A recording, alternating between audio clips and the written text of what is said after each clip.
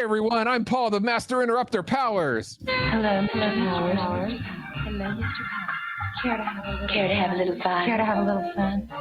On this episode of the Retro Rewind podcast. Reflux capacitor, fluxing, crew to stations. Scanning for Austin Powers, International Man of Mystery, 1997. Prepare to rewind in 3, 2, 1.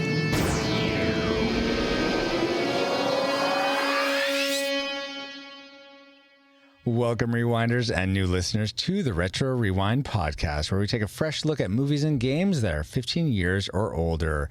I'm your captain of the pod, Francisco Ruiz, and I'm joined by your XO and mine, Paul, the Master Interrupter Powers, no relation to Austin Powers. My name is Richie Cunningham. Oh my gosh. Do you have a wife named Oprah?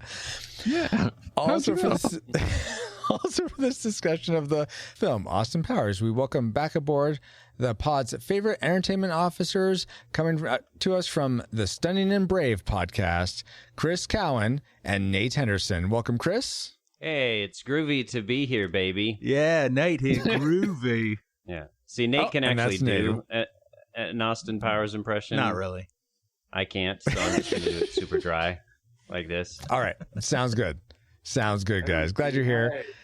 And now that you have a quick flyby of who we are, Paul, can you give us a quick overview of the production specs for Austin Powers? Sure. Austin Powers stole my last name on April 29th, 1997. The movie runs an hour and 29 minutes and is rated PG-13. It was directed by Jay Roach and written by Mike Myers. That's the serial killer guy, right? Yeah, Mike exactly. Okay. On Halloween, yeah. Yeah, okay. Lead stars being Mike Myers, Elizabeth Hurley, and Michael York. The music was... Whoa.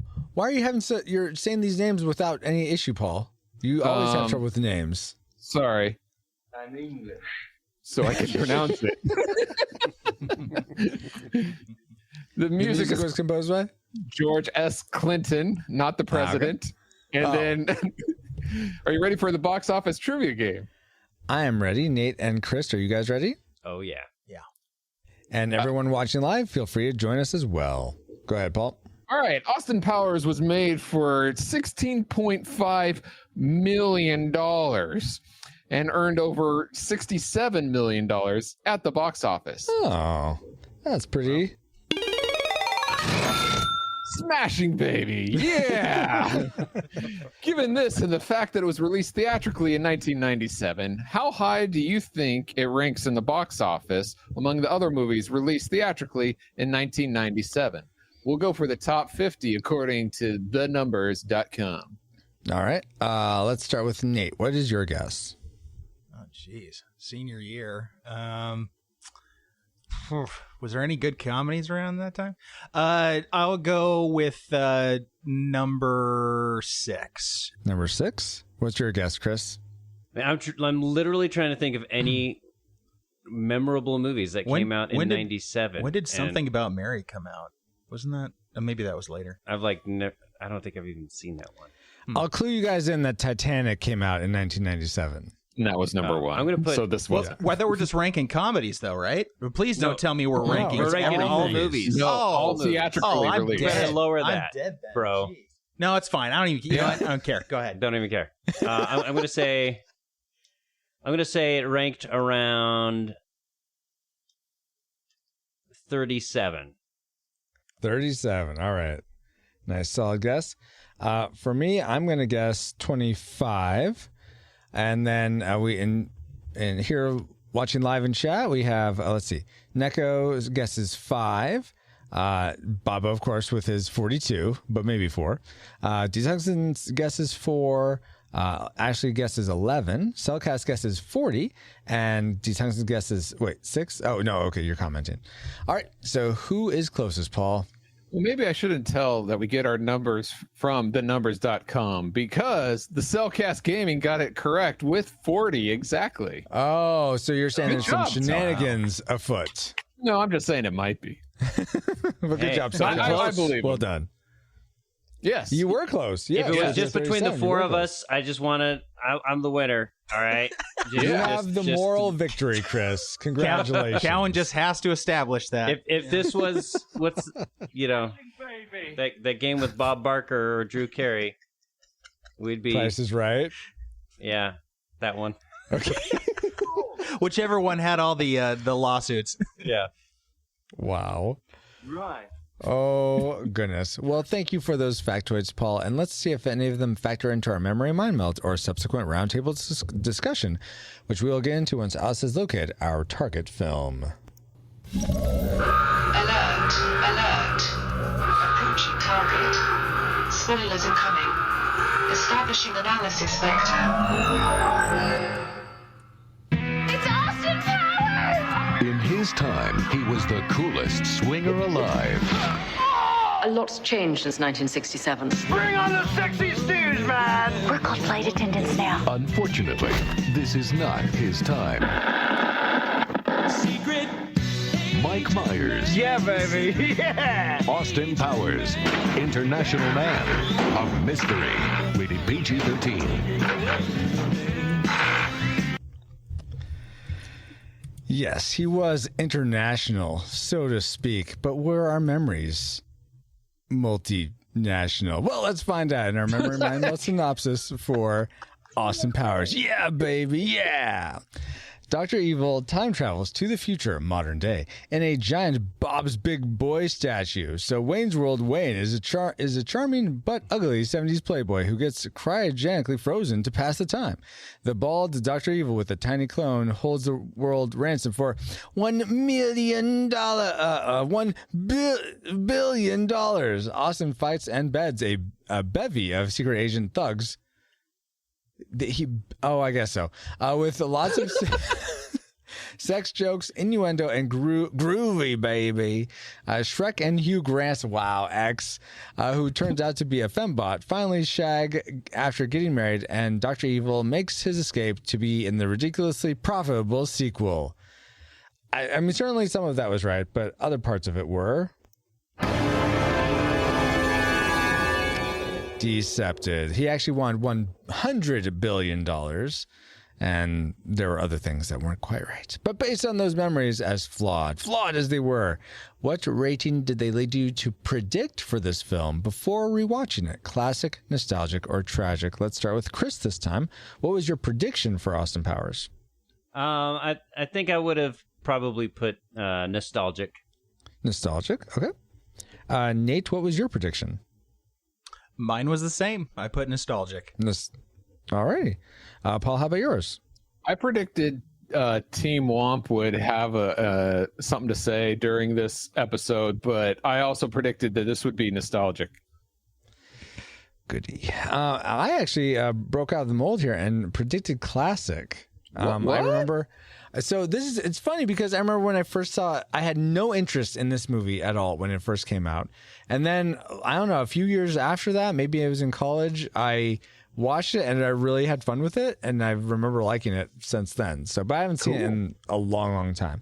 So it'll be interesting to see. And it didn't have any if there's rebellious children in it. So it's instantly that's a big for plus. Francisco. A big plus. That's always the exactly. But wait, determining what was factor. all this? Oh, behave. If It was rebellious adults, Paul. Anyway, be interesting to see if those predictions came true. But first, let's get into our discussion of the things we liked most about Austin Powers. Let's spin up our Best 3. but best 2 in this case. So let's start with Nate this time. What is one thing you liked about Austin Powers, International Man of Mystery? Well, like I said, this movie came out when I was 18, so a lot of the juvenile type humor I really latched onto. So I couldn't stop cracking up at when the whole defrosted sequence when they were defrosting him, particularly the long duration urination. That was I don't know why. That just Okay. I just was crying laughing when I first saw that. It was just so immature, but I was on board for it. It was, I don't know. nice. I'm curious. Uh-oh. And Yes. there's a scene similar to this in A League of Their Own with Tom Hanks, where it's a long drawn out. Yeah. Can anyone else relate to this? I know I can. Oh yeah. Oh, totally. TMI. But yeah. Like those nights that you just don't want to get up to go to the bathroom, and so you just kind of grin and bear it, Exactly. and then Just kind of half asleep doing it. Just kind of like not really. You're just trying to let it flow out, but then it doesn't. So you need to give it a little bit of a kick to get going, but like just enough of a What push a to turn get this it going a took. little bit, and then it like kind of stops again, and then you have to give it another. It's kind of like revving a car engine. Yeah, there you go. Like get it going a little bit. Yeah, and then Cowan- it stops. Get Cowan's- it going a little bit. Cowan's and then gonna stops. explain the average functioning of a healthy prostate. So go ahead, Cowan. So Why don't you? if you want, well, Nate, if you don't mind demonstrating, No, I can yeah. actually point out. No, that's no problem. Yeah. Are you mad? I think we might be a little mad here. But okay, that makes sense though. The juvenile humor, Nate, totally get that. Chris, was the humor something that you enjoyed, or was there something else that made your like list? I thought for a drama, it was surprisingly funny, but Yeah. sorry, I don't know. Unlike me, and that failed joke. Wow. Yes, I found the humor funny. Francisco. Thanks for that great question. Well, good. I thought it was. I'm here for the insightful, deep questions. That's yes, why. That's why I'm here. Yeah. You should really apply for 60 Minutes. Yeah. I thought it was Step aside. Yeah, for sure. I thought it was an excellent parody, especially of 60s spy films. Like if you've ever gone and actually seen like a Sean Connery Bond, they're so terrible. They're so like the sets are so cheap. The editing and stunts and everything are just so like ridiculously vintage 60s. I was gonna say, yeah, Really? yeah. They're And- 60s. yeah. that's what. And they I loved all the little kind of touches where it's like, this was 1997. Special effects had definitely progressed a lot. But they intentionally used a lot of 1960s style Yes. cheese. And like when they're driving in the car, you've got the like projection screen of the Yes.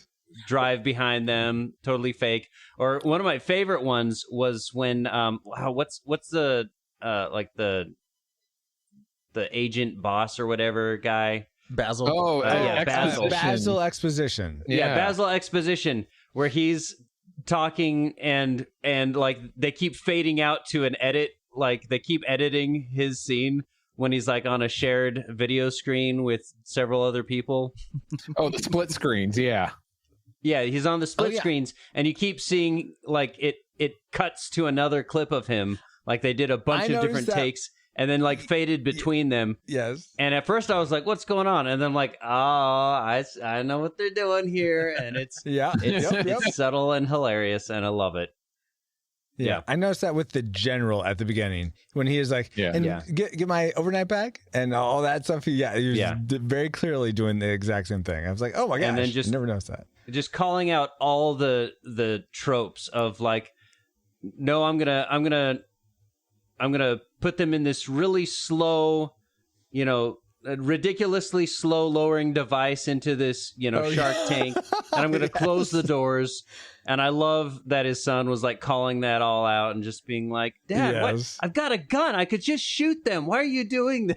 Like, we could do it together. I love that so much. Yeah, absolutely. Sort of similar in terms of send up of old 60s spy movies. It was, and I guess it wasn't so much a send up; it was its own thing. But much like those, an opening sort of theme song that sort of gets you into the movie. I really enjoyed the opening theme song for Austin Powers. The it's totally catchy. I enjoy being a former wedding DJ. We used that on several wedding party intros because people really dig that. Yeah, I know people came in just doing the whole 60s dances and stuff. It was nice. It's quite enjoyable. As they should. Well, yes. So, Paul, was the music or the comedy something that made your like list, or did you just really enjoy the chest hair of Mike Myers? All of the above, but one of the things I really enjoyed the character of Dr. Evil, but I especially liked his ineptness contrasted with his son Scott's frustration and their relationship dynamic back and forth. It was whenever they were on the screen together, it was my favorite moment. So I definitely enjoyed that. Oh, I forgot. Scott kind of was a rebellious child. So, that's true. Oh, that might tip the balance for Francisco. That's true. We'll have to wait and see. Yeah, but Scott's complicated. I'm not sure what to make of Scott now that I think about it, because he's rebellious, but rebellious against evil. But then he had his own evil, so now I don't know what to think. I'm all confuzzled. Well, guys, let's go ahead and get into our classic makers, the things that we definitely weren't confuzzled about in terms of our love for this movie. And let's start with Paul this time. What did you love most about Austin Powers, International Man of Mystery? I really enjoyed the physical slapstick humor. It's like when the chair was awkwardly going away after being sat upon it, or the one scene that sticks with me more than any scene throughout the years that I think back on is when he is in the hallway on that cart and trying to back up and go forward, trying to turn around on that cart, and he's stuck in the hallway. He could have gotten into that position, though. I know, but I think of that sometimes when I go down narrow hallways. Like, could I get a cart and back? Yeah, can I turn it around? And then I always think of that. Yes, because that was the most unrealistic part of this movie, Francis. Exactly. Yes, exactly. It was, Chris. Thank you. I'm glad you agree with me on that. Francisco likes his comedic farces grounded in reality. Exactly. As we all do, yes. Well, as much as this wasn't grounded in reality, the comedy of it, that was my classic maker. So you guys, the comedy was your guys' main likes or first likes. For me, it was just the best part. I really enjoyed. There's so many laugh out loud moments in this. There were certainly some sinkers and some just like, wow, that's really lame. But for the most part, I really enjoyed the comedy in this film. Lots of fun. I wasn't expecting to laugh as much as I did on having seen this movie several times. So good job Francisco, on being a comedy. just to be clear, your favorite part of the comedy was the comedy. The comedy, yes. Okay, so some of the jokes I particularly liked were you're such a jerk. I'm sorry. You're such a jerk, man.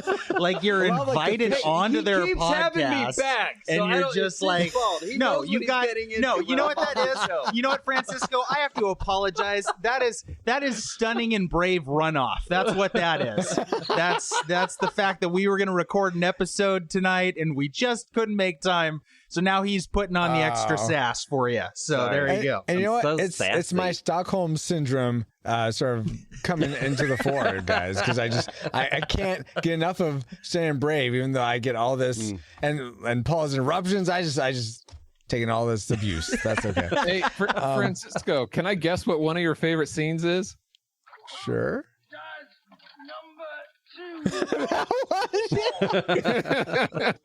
Now, I thought that bit with Tom Arnold in the bathroom was. You show that turd who's boss. Okay, are we just gonna keep going with it? Yeah, we can.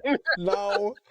I really enjoyed that. I really enjoyed. Let's see what other parts. I thought it wasn't really comedic, but I thought it was so cute. How he introduced Burt Bacharach when they're on the top of the London thing, and he's just playing. I thought that was funny. That was awesome.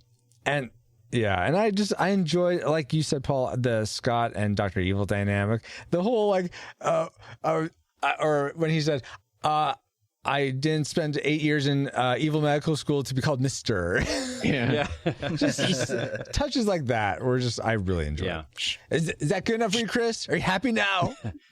I got a whole package waiting for you. Wow. Well, Chris, since you want to talk, let's let you talk and tell us what your classic maker was for this film. Yeah, I think I think the classic maker for me in this comedy was the comedy for sure. Oh my gosh! no, it actually. I mean, obviously it is, but I think the way that it was, they didn't lean too much into like one kind of comedy because totally. Paul's talking about kind of the physical humor. Right. That's what I enjoyed. But I like that, like, to me, what stood out was, in addition to obviously kind of making fun of these tropes, a lot of the just the dialogue was really funny. Like, I love that opening bit where he's like, Dr. Evil has set a trap for you over at the Swingers Jazz, like this long whatever. Oh, yeah, like, yes. And that was funny on its own, but he's like, he set a trap for you. And Austin is like, I'll be right there. And like somehow that just makes sense for the spy. I don't know. Like from that moment, it just kind of hooks you.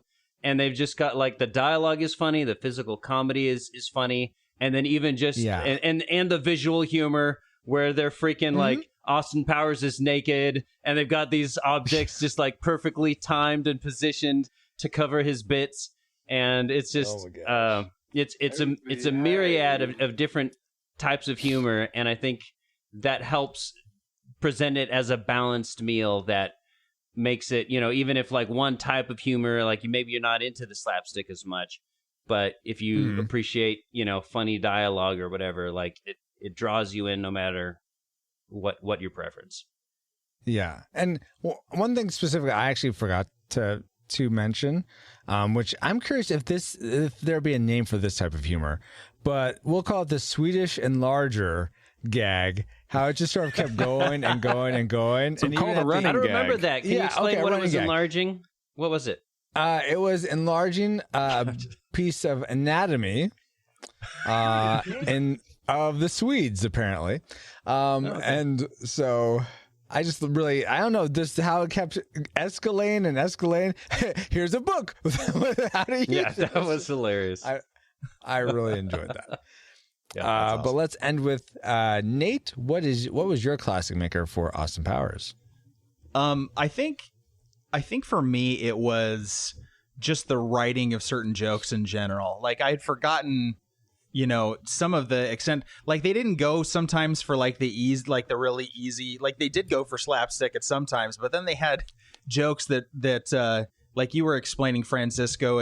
They kind of doubled down on themselves and tripled down on themselves as far as like the Swedish enlarger. Yeah. But and another one of my favorite jokes in that whole thing, because Will Ferrell had just come on the scene like a couple of years before, and he was really starting to like pick up steam, and then they had him play, I guess you would call it brown face for the time. Like he played Mustafa, and so that whole joke was the perfect explanation of what, like those jokes that I really like that they doubled down and try. I don't know why I like that type of comedy so much, because you're racist. But just the fact that they could well, yeah, beside that, but like they could stop at one or two jokes, but they don't. They keep building on it and building on it, and that's just what's so funny. He's like, "Oh, I'm in quite a lot of pain," and then like he's like, "You see, I designed this thing myself," and you're just like, "How sad this guy's being taken out by his own evil contraption," and then like you think he gets shot, and they could have ended the joke there, and it's just so I just was in tears by the time that's over. You shot me right in the arm. Why did you boom? Yeah. So I think there was just some really clever. There were some really clever jokes, whereas a lot of comedies in the 90s, they would just stop at joke one or two. Yeah. But the writers kept doubling down, and I think it just made the jokes even funnier. And it kind of even like a lot of times the joke's just over and you move on, and you're like you're happy with the joke, but these actually almost make you like leave you wanting more. Which is exactly like the best way to do it. I could have had Will Ferrell going like 2 or 3 more minutes for that death audio. Like, that was like, oh, you shot my other arm. Yes, you shot my leg. Are you making me suffer? Yeah, exactly. I would have gladly taken it. Yeah, absolutely. That's a great way to describe it. That the comedy in this left you whine more because that's exactly right. In fact, I forgot something else that was really, really comedic. Stunning the and brave. Cellcast. The Cellcast, hosted by Jacob and Drew, as Paul talks over me. Yeah, that's what I do. Review. Jacob and Drew review animated movies and TV shows, discussing what they appreciate about the medium in whatever form it takes, whether it is traditional hand-drawn animated movies, claymation shorts, or 3D CGI series. Check out some animated reviews when you subscribe to the Cellcast at thecellcast.podbean.com. And don't forget, Cell is spelled with a single L at thecellcast.podbean.com. That's great, baby. But what does the Cellcast have to do with Austin Powers? Animation's really groovy, don't you know? They did an animated Austin Powers? I know they did do it. It's just animation's groovy. It's cool. Okay. That's the connection. Okay. There isn't one, Paul. All right. I have nothing. I lose, sir. Good day. Would you like some trivia? Would that help cleanse the palate of this horrible, just split? All right, then let's go with some trivia. Baby. Did you all realize that Mike Myers originally wanted Jim Carrey to play Dr. Evil, but Carrey eventually passed due to scheduling conflicts with Liar Liar, also in 1997. Myers then took the iconic role himself. Bentley says yes. Yeah, okay. So Bentley or Paul and Chris and Drew. Chris and Nate. Drew is not here. That was in the promo.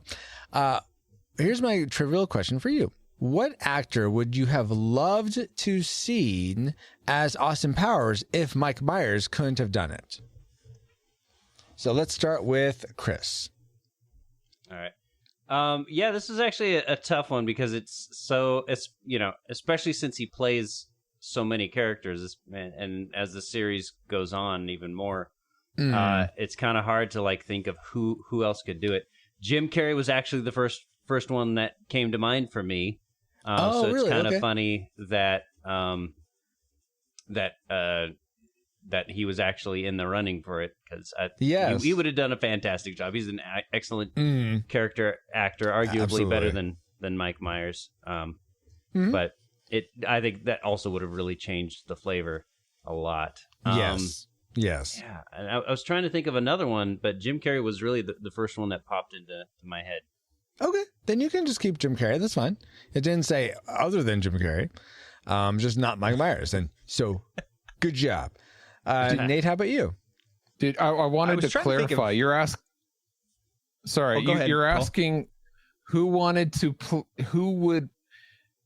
What actor would you have loved to have seen as Austin Powers if Mike Myers couldn't have even done though it? the trivia was about Dr. Evil character, you're talking about the Mike Myers character. The Austin Powers character. Yes. Okay. All right, just wanted to clarify. It's not like I was confused when I wrote this question, Paul. Oh, well, it was a jump. Sorry. I couldn't make the leap. You're throwing everyone for a loop, Francisco. Francisco. Thanks a lot. Yeah. Yeah. It's not like the same actor played both characters. Go ahead. I was trying to think of anybody else that could do character acting kind of around that time. And so Jim Carrey was, again, same here, the first one that came to my mind. The only other person I think that may be able to do it justice at that period in time might be like Dana Carvey, or somebody who can do that's a good one. Impressions or something like that. But we all know how Master of Disguise went. Right. So, Oh, we will. Yeah. Let's go outside this time. Anytime you can pull an actor into 1997. Our answers are not sufficient enough for Francisco. No. Wow. Really? He's like, we are not going to proceed on this episode until you give me the answer I desire. Yeah, basically he's slapping you on the wrist for your answers. Oh yeah, Eddie Murphy did live during that time period. You're right. Right. Okay, so somebody who, let's see, they can't be older than 20, according to San Francisco. There we go. According to Francisco. I don't know. Ariana Grande, are you happy now? Are you happy now? She probably would have knocked it out of the park. She's actually more of a singer than an actress. Yeah, you're right. Justin Bieber. Are you happy now? Are you happy There you now? go. He's been in Zoolander too. He's an actor. William Shakespeare. As long as we're considering the whole timeline of history, let's throw Shakespeare in there. Well, he was obviously versatile. Comedies, tragedies, romance, all of the above. So I think William Shakespeare really could have nailed this part. Doth I have an enlarger? Nay, it is not mine. Okay, all right, guys. Fine. Your assumption is folly. No, we can't have any Bill Murrays, no Dan Aykroyds. There's no one else that can fill this role. Fine. Fine. I know. All right. I don't think so. Oh, who's the Don't guy go for the from classics like Jerry Lewis or Don Knotts. Jerry Lewis, that's what I was thinking of. Oh, there you go. He could have done it. Very Jerry. Yes. Yeah. Jerry Lewis could have knocked it out of the park. Yes. Is Jerry Lewis dead? Yes. For leaving Pretty Lady? Yes. That guy? Okay. Yeah. Okay. He was the original. But let's say Nutty Francisco. Let's Professor. hear your Don Knotts as Austin Powers. Oh my gosh. Oh, it's a groovy, baby. There you go. What about Jimmy He Stewart? actually did play the love god in some 60s movie. Okay, right there, give me your actor. No, because That's the only pretty person groovy I there. thought of at the time was Pauly Shore, and he would have been terrible at this. So. All right, well, Would you like to shag, baby? That's Jimmy Stewart as Austin Powers. You're welcome. yes, I got that. Yeah, that was a deleted Wiley scene from Burp Wonderful and- Life. And Austin Powers. Wow. Okay, guys. Was that great trivia, Paul? I don't know. Yeah, that was great I think it was trivia, great. Francisco. That's great trivia. And now that we all had some trivial fun, let's find out what our memories, you, our radical rewinders, had to say about Austin Powers. Steve Hamilton says nasty teeth and yeah, baby, every 10 seconds. Stanley Wright says it's groovy, a goofy look if it was a comedy. Yep. Steve Forrester says, I can't believe that with all of the hashtags you attach to this movie, you missed the obvious one. Hashtag groovy. Well, there's so many hashtags that could belong to this movie. It's ridiculous. So LJ Lowry says, I was too young to understand most of the adult humor when it came out. One of those movies that just got funnier as I got older. Ashley Cranbitter says, allow myself to introduce myself. One of the most memorable lines from any movie with how ridiculous it is. Yes, that's another good one. Jeff W. Ames says, the plethora of characters and their own personalities. I love the slapstick humor. Scotty was a good character. Dr. Evil was great. When Dr. Evil asks for $1 million. and thinks that's a huge lump of sum of money. LOL. Drew Jojen says, I have never actually seen this movie, so why am I commenting? I don't know, Drew. Why are you? Maybe you should ask the Cellcast. And David Bobke says, you're reviewing Austin Powers? I have to tell you some of these things, okay? I've been frozen for 30 years. I recall Austin being very randy and ornery or something. I recall not taking an elevator when there was a perfectly good canoe. I recall no inner monologue. Basically, a whole lot of quotable quotes and memorable scenes. And then in Frau Farbisna's voice, or whatever her name is, she says, bring on the dislikes! Wow, you're not supposed to read in Frau Farbisna's voice, but whatever, Paul. But yes, let's spin up the things we didn't like about Austin Powers. Here's our Worst 3. or worst 2 again. So here we go. Let's start with Nate this time. What's one thing you didn't like about Austin Powers? This is a very trivial thing to dislike because I don't have a whole lot of dislikes with the movie, but the fact that it's in high def now, and they had a lot of close-ups on Austin's teeth, which back in the 90s. There was really no such thing as high definition. Like DVD was about as good as it got, and even then, that was kind of new technology. So watching it this time around, and I was like watching it like right in front of a computer, so my face was like a foot away from the screen, and it's just these high def just disgusting teeth in all these shots, and I was like, oh man, I totally like did not get the clarity back in 97 when I first watched it. So it was kind of it was almost a little nauseating at this point. All right.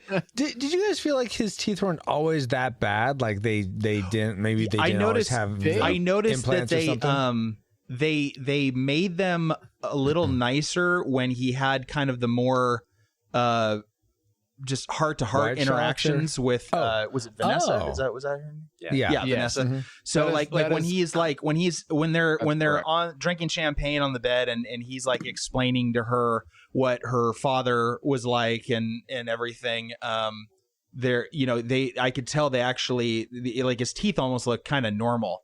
And I think they just did that just kind of like a psychological standpoint that people wouldn't be drawn away from the kind of the heartfelt lines that he had at that small time. So either that or it was supposed to come at like another point in the movie after he got his teeth cleaned up, but I doubt that. No, Nate, you're 100% correct. They had 3 sets of different teeth and in degrading order, and it's for those close-ups during the more romantic they did that because they didn't want people nauseated, like, oh wow, how could she ever kiss him with those teeth or something like that. So Gotcha.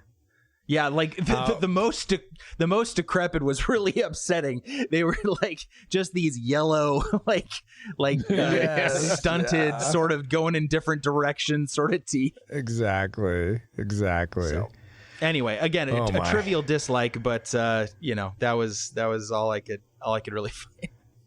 Well, no, that's totally fair. Chris, what was something that nauseated you about this movie? Wow. Yeah, I think honestly, it was a little hard to find anything that I particularly didn't like about the movie. But I do think sometimes, while they provide that wide smattering of humor, of different kinds, some of it definitely did get a little juvenile and, stuff that maybe would have been hilarious back when I was a teenager is now a little bit like, okay, fart humor, poop humor, whatever. But at the same time, I felt like they reined it in just enough to where it wasn't just like junior high level. They presented it in a way where it was still, it wasn't the Love Guru, is what you're saying. Exactly. Yeah. It wasn't Ren and Stimpy. It was, Yes. Yeah. Exactly. Okay, that's fair though. But yeah, still there is some of it that was more on the juvenile side for sure. Paul, what was a juvenile for you about this movie? As bad as a segue as that was. Not too bad. There have been worse, baby. Anyway, I've had better. Yeah, exactly. And that goes right into what I'm about to say. This is more personal. I think I'm in the minority of this, but a report maybe. I don't consider myself like a very prudish person, but the sexual humor, I'm not, I enjoyed it, so I'm not that prudish, but I enjoyed it, but everyone else shouldn't. Well, that's just it. Like, if I watch this with friends or family, I get too embarrassed or whatever that I can't really enjoy myself. So, like, if I watch it by myself or with my wife, that's great because a lot of that humor I think belongs in the bedroom. That's fine, whatever. But I'm not one of the kind of person that like elbows his neighbor and says, check this out, that kind of thing. Yes. So, like when we go, like, I remember going to the movies and seeing this with my parents, and there's a lot of sexual humor in there, and it's just very uncomfortable. So it's not a movie I would sit down and watch with the family or friends. Yeah, so, for sure. Yeah, that's me. Like, I was honestly surprised this was rated PG-13 and not R. But Chris, what were you gonna say? Well, it didn't have any actual nudity or like anything that would warrant an R rating. That's true. But I was just gonna not agree, even like it's the mention. It's a show. I was about to. Oh, go ahead. Oh yeah, here we go. I was about to say not even the mention of the cat. Yeah, they get away with that. Is that going to be an edit? That's going Right. to be an edit, huh? So nothing I say. Well, from it here could be. Sweet, lay it on. No, I was just gonna agree. Like, it's a hilarious show, and I feel like I want to share it, but like I'm not really gonna be able to share it with my kids. Yeah. anytime soon exactly. anyway. So yeah, just when they're 12. I think that's the perfect time, probably. yes, right when their hormones are formulating. Exactly. Right exactly. when they want it most. Oh my gosh. No, not at all. I kid. Let's see. So for me, the thing that I didn't like, and it sort of plays into what we were talking about the teeth before a little bit. I don't really get how. I mean, back when I first saw this, I did not understand it all. Now, as I'm older, I kind of get it a little bit. How Vanessa falls for Austin Powers when he's just coming on so strong so much of the time. It's the wine, baby.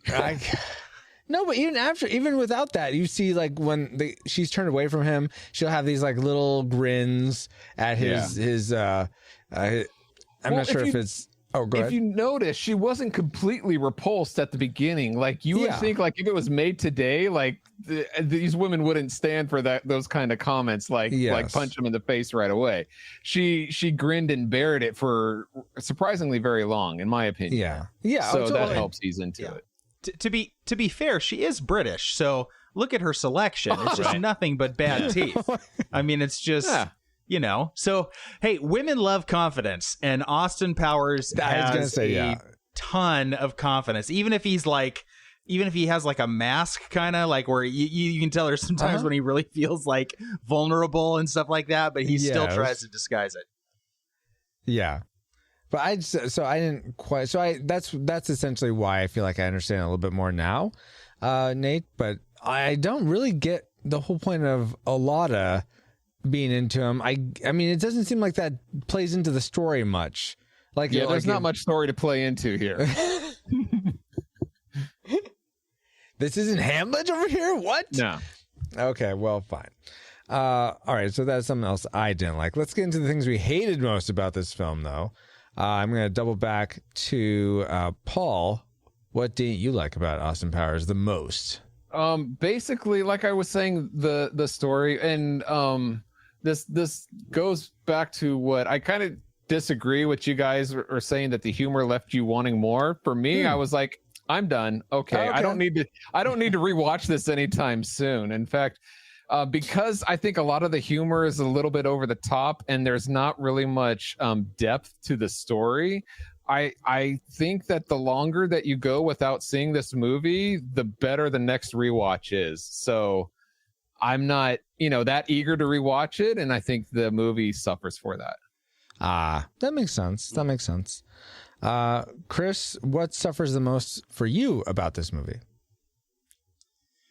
Yeah, this is a tricky one, and I'm actually going to go less personal on this and say that I think if I step outside of myself and I just think like what could turn some people away from it, is it's really funny, kind of ironic to me that it's a movie set in the 90s that kind of highlights how much the times have changed since the 60s. Yep. And like, how political correctness changed between the 60s and the 90s. And now looking back in the 2020s and seeing how politically incorrect it is now, in some ways for me, like made it way more entertaining. But I think I could definitely see where certain people might be really turned off, because this movie has, first of all, he's, when he punches that female spy, and then it's a man, that's not politically correct anymore.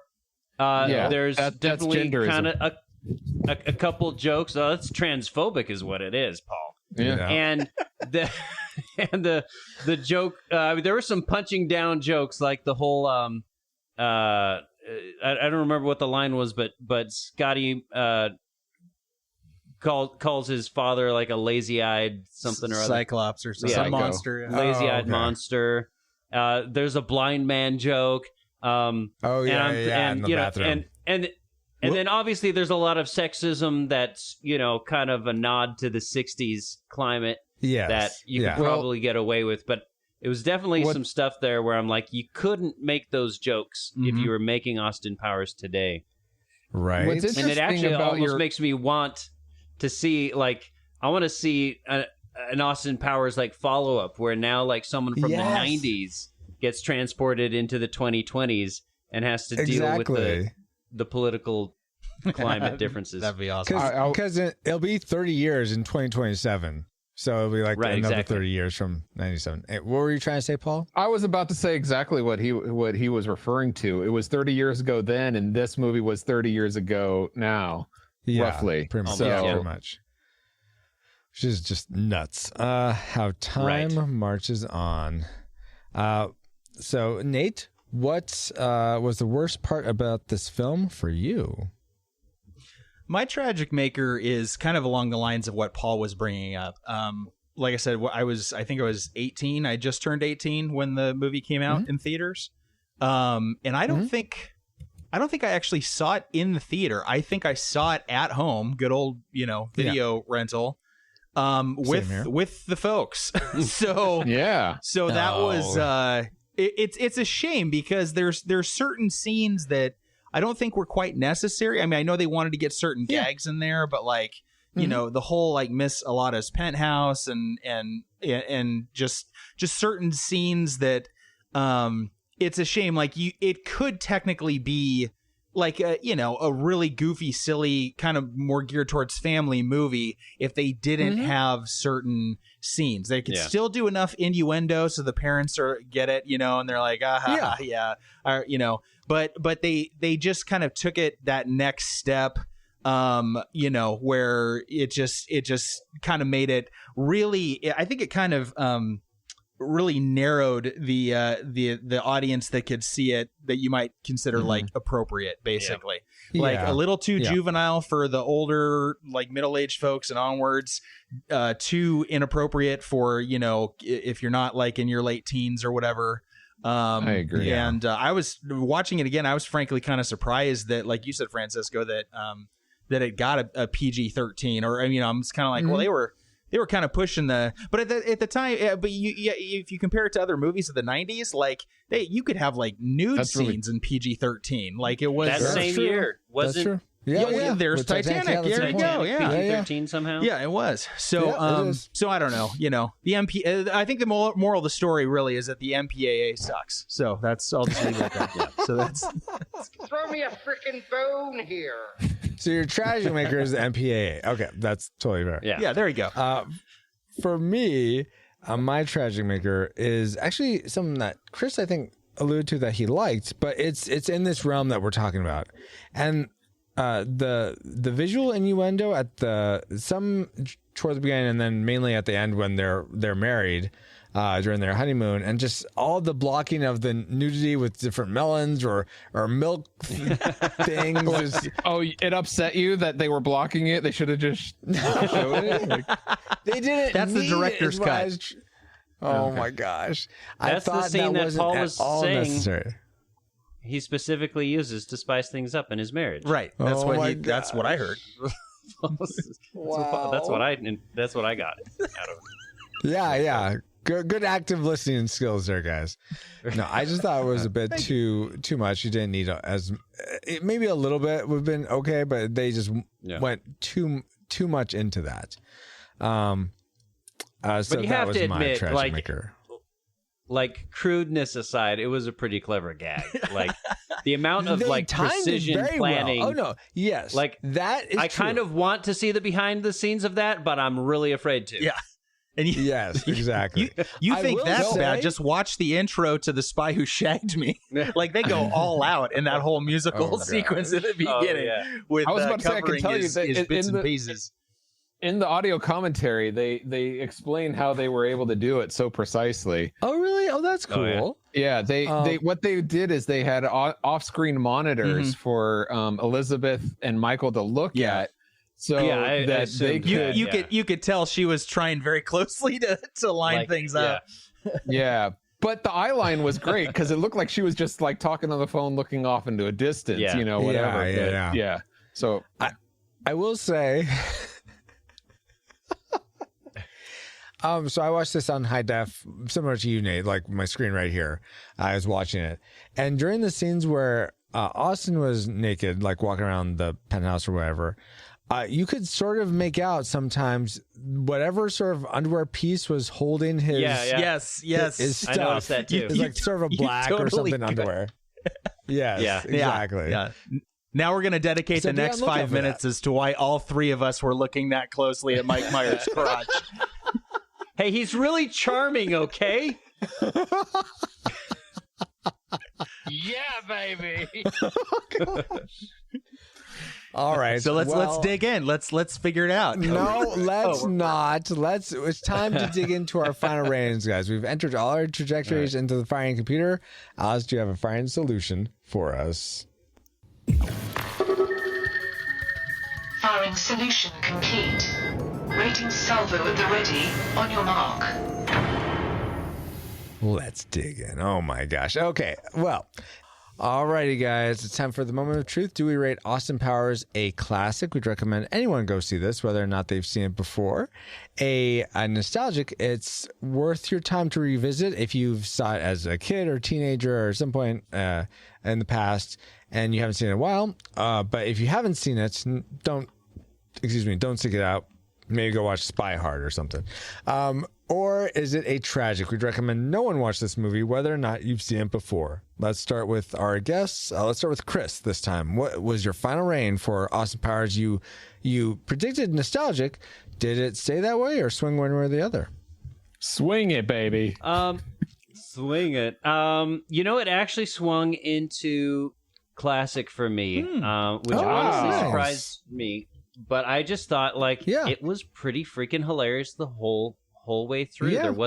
There really weren't enough tragic makers to just be like, I think I would enjoy this, if I was watching it for the first time. Because it'd been so long, I hardly even remembered it.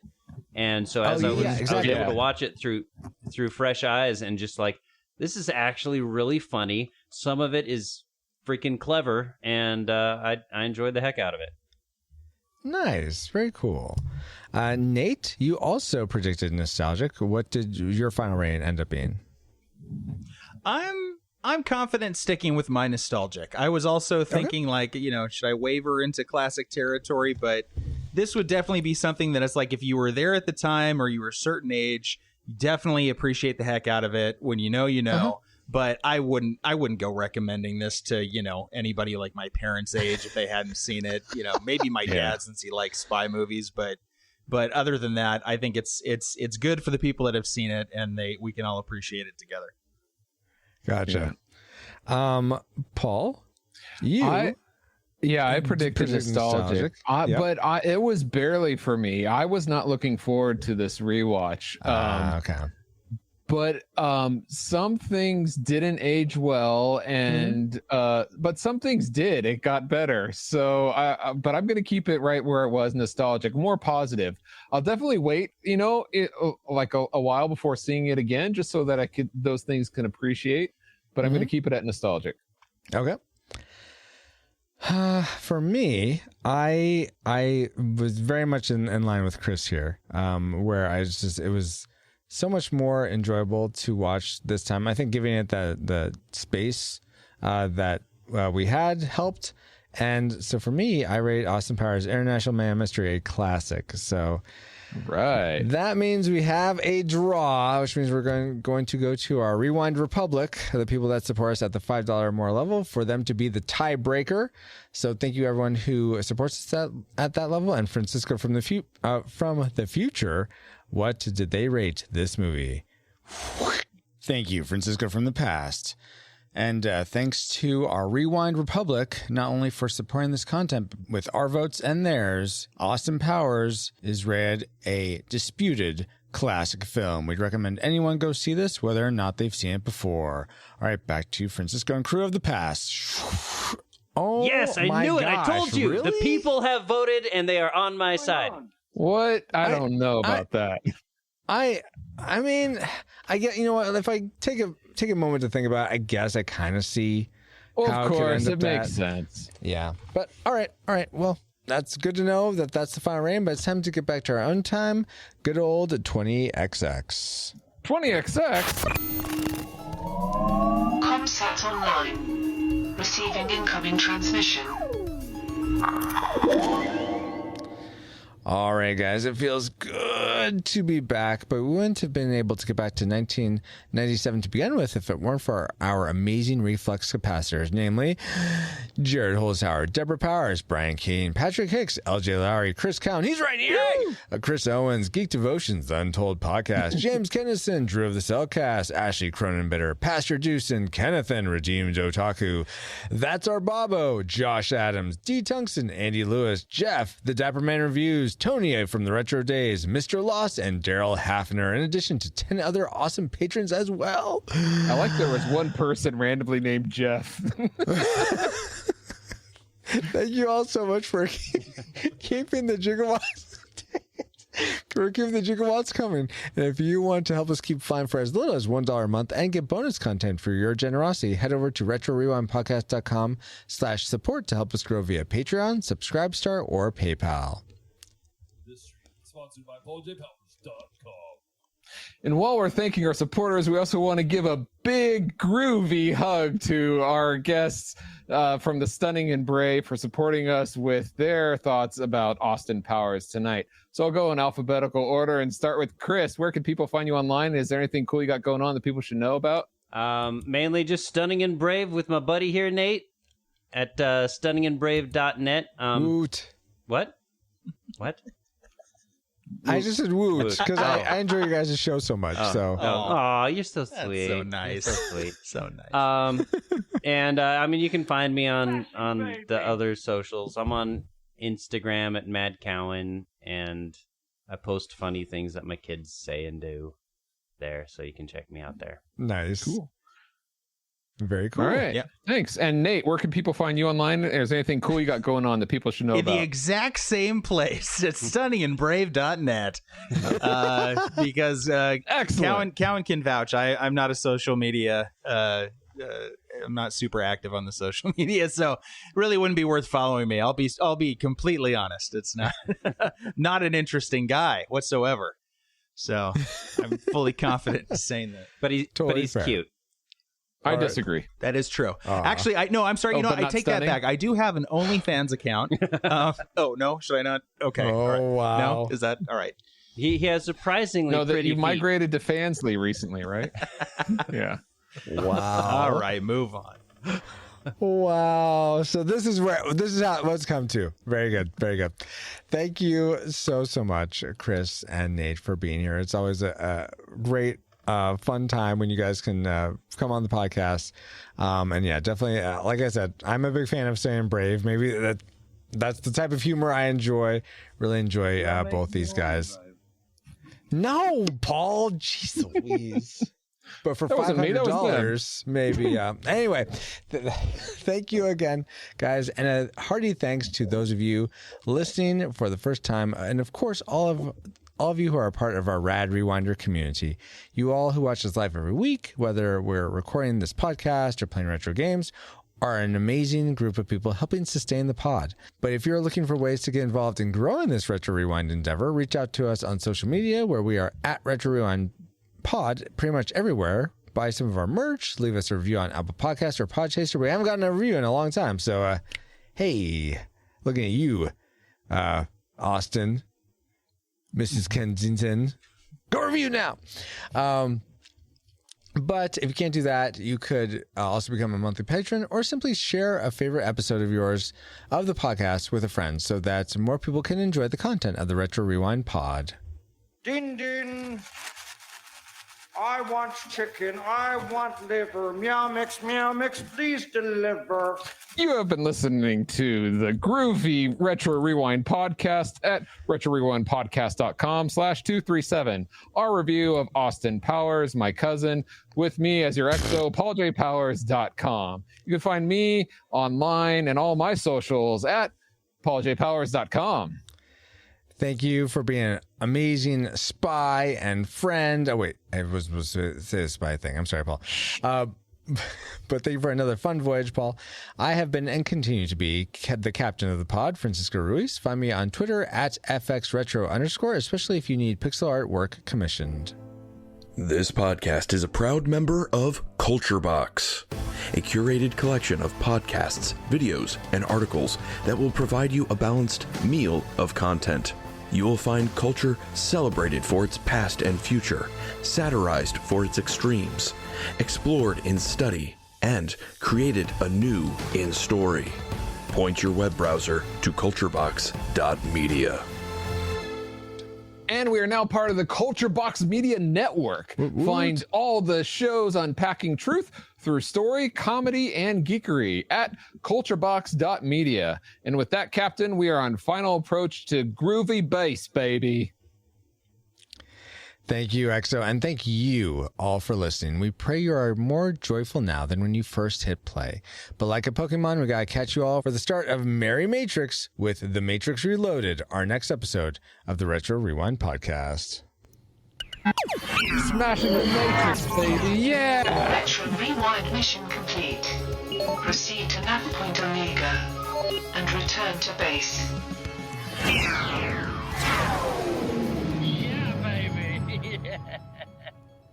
Yeah, that's about every 10 seconds.